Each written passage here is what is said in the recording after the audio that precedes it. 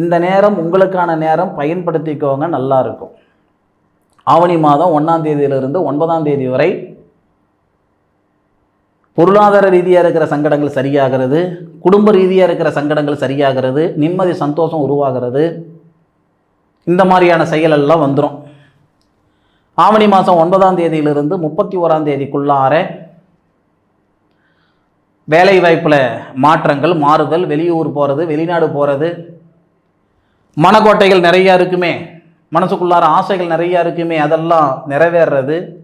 இந்த மாதிரியான நல்ல விஷயங்கள் எல்லாம் நடக்கும். கொடுத்த பணம் வாங்க முடியல, வாங்கின பணம் கட்ட முடியல, இந்த மாதிரி மன அழுத்தமெல்லாம் நீங்கக்கூடிய ஒரு காலகட்டமாக இந்த கடகராசியில் பிறந்தவங்களுக்கு அற்புதமான ஒரு காலகட்டமாக வரப்போகுது. வரக்கூடிய ஆவணி மாதத்தில் பயன்படுத்திக்கோங்க. அதுபோக எல்லாரும் அவசியம் ஜாதகம் எழுதி வைங்க. ஏன்னா இன்றைக்கி இருக்கக்கூடிய காலகட்டம் எப்படின்னா,